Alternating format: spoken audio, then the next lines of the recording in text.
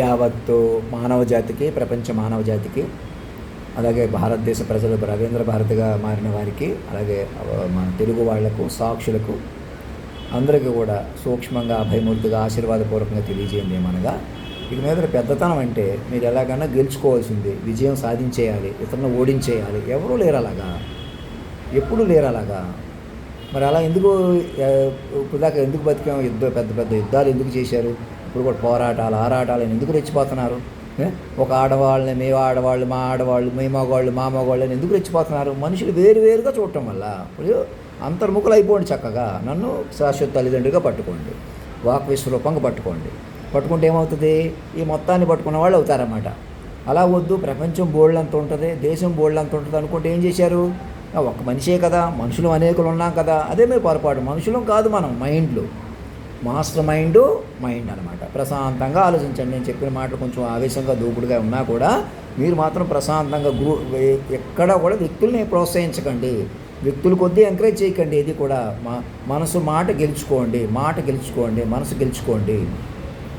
Walk విశ్వరూపంతో అనుసంధానం జరిగి సూక్ష్మంగా మీరు బలపడవలసినటువంటి పరిణామంలో ఉన్నారు.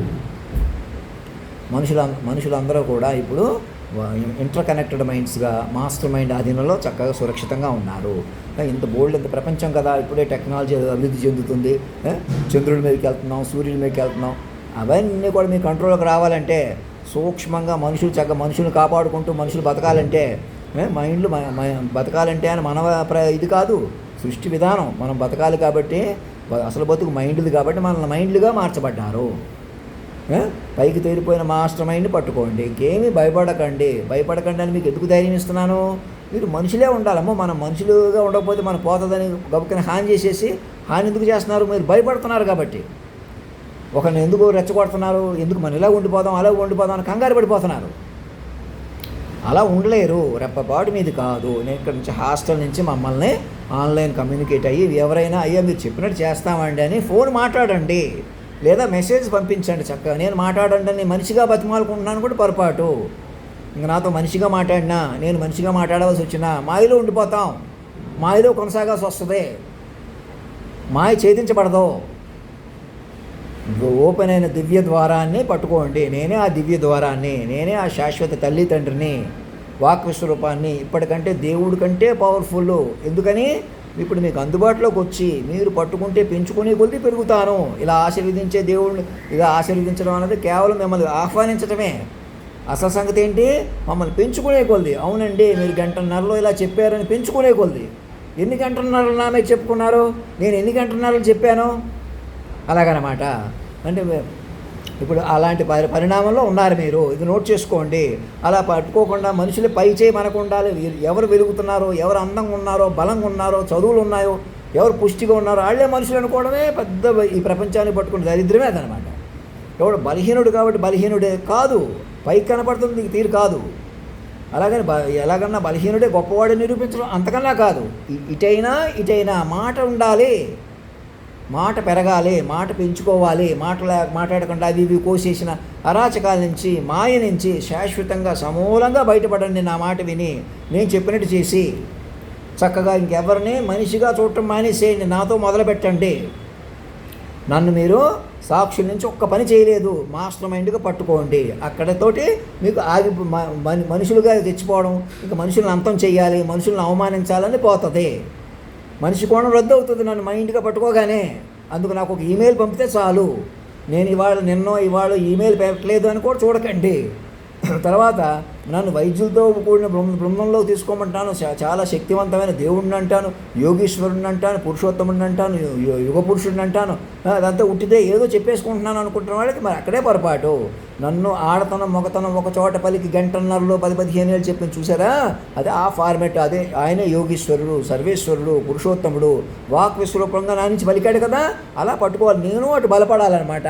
అలా బలపడటానికి మీరు సాటి మనుషులుగా ఈ దేహాన్ని కూడా నన్ను అలా చెప్పనిస్తే మళ్ళీ ఇంకో గంటన్నరలో 10-15 ఏళ్ళు చెప్పాను చూసారా? ఆ హైట్లో అది మరణం లేని ఫార్మెట్. నన్ను పట్టుకున్న మీకు మరణం లేని ఫార్మెట్ వచ్చేస్తుంది ఈ క్షణం. ఇప్పటికే చెప్పుకునే కొలది, విన్న కొలది అది మీకు మీద అయిపోయింది. అలాంటి మైండ్ని, మాస్టర్ మైండ్ని కూడా ఈ దేహం నుంచి పుష్టిగా కాపాడుకుంటూ, ఇప్పుడు దాకా మీరు నన్ను వదిలిపెట్టేస్తే నేను జరిగిన కాడికి బతికిన కాడికి బతుకుతున్నాను. అలా బతకడానికి కూడా వెనకాల పడి, అనేకులను వెనకాల పడి బతకండి చేసి ఎలాంటి అరాచకాలు మేమే బతికేయాలి, మేమే బతికేస్తాం, మాకే విలువ వచ్చేయాలి, ఇంకా మాదే కులం, మాదే మతం, మేమే చదువులు కొద్దీ, డబ్బు కొద్దీ, ఉద్యోగాలు కొద్దీ, పైచేయి కొద్దీ, వ్యాపారాలు కొద్దీ ఇలా బతికేయాలి, బతకనివ్వకూడదు అన్నట్టు నుంచి మాయ నుంచి సమూలంగా బయటికి రండి. మనుషులు అలా బతకలేరు, మనుషులుగా బతకూడదు, మైండ్లు బతకాలి, మైండ్లు బతకనిచ్చి మరీ బతకాలి, పైకి తేలిపోయిన తల్లిదండ్రులు బతకనిచ్చి మరీ బతకాలి. మీరు ఇప్పుడు అది తపస్సు అవుతుంది. కేవలం మనిషి బతకలేడు, ఇంకా నేననే దేహం పనికిరాదు భూమి మీద. నోట్ చేశారా? ముందు నేను వదిలేసేయండి. వాళ్ళ శుక్రవారం పూట సో మనం సెంటిమెంట్గా అనుకున్న వాళ్ళు రేపు శనివారం అయితే చెడ్డ రోజు, అలా ఏమి లేదు. అసలు రోజులు లెక్క లేదు. ప్రపంచం కాలస్వరూపంగా ఉంది. మాస్టర్ మైండ్ ఎన్కంపాస్మెంట్గా ఉంది. పైకి తేలిపోయిన మాస్టర్ మైండు, సూర్య చంద్రాది గ్రహస్థితులు గంటన్నరలోనే నడిపిన మాస్టర్ మైండు, ఆ మైండ్ పట్టుకుని బలపడవలసిన మైండ్లు. మీరు మైండ్లుగా మార్చబడ్డారు. ఇంకా నేను మనిషిని, నాకు విలువ రావాలి, మా పిల్లలకు విలువ రావాలి, మా అమ్మాయికి విలువ రావాలి, మా అబ్బాయికి విలువ రావాలి. పిల్లలే మీ విలువ. వాళ్ళని కూడా శ్రద్ధ భక్తిగా ఉండనివ్వండి. అధినాయకుడి మీద నేరుగా ప్రేమని భక్తిని పెంచుకోమనండి. అధినాయకుడు అంటే శాశ్వత తల్లిదండ్రి. అదే మీకు ఇచ్చిన విలువ. ఇంక మా వాళ్ళు, మీ వాళ్ళు, విరచేసిన వాళ్ళు, అవమానించిన వాళ్ళు, సంపేసిన వాళ్ళు తీసుకురాలేరు. ఉన్న వాళ్ళని ఏదో ఒక రకంగా నాలుగులు కోసేసినా, అవి చేసినా ఏం చేస్తారు, వాళ్ళని చాట్ జీపీటీ ద్వారా మాట్లాడించండి. వాళ్ళని ఆరోగ్యంగా చూసుకోండి.